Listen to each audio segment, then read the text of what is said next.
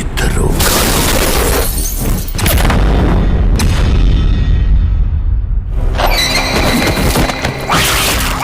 చంపింది రౌడీనో వేటగాడో కాదు,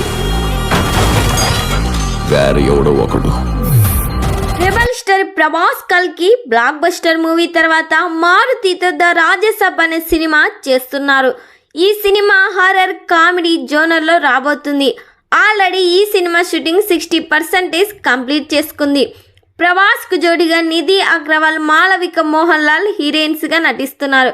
నిధి అగ్రవాల్ క్యారెక్టర్ ఈ సినిమాకి హైలైట్ కానుందంట. ఈ సినిమాకి తమన్ సంగీతం అందిస్తున్నారు.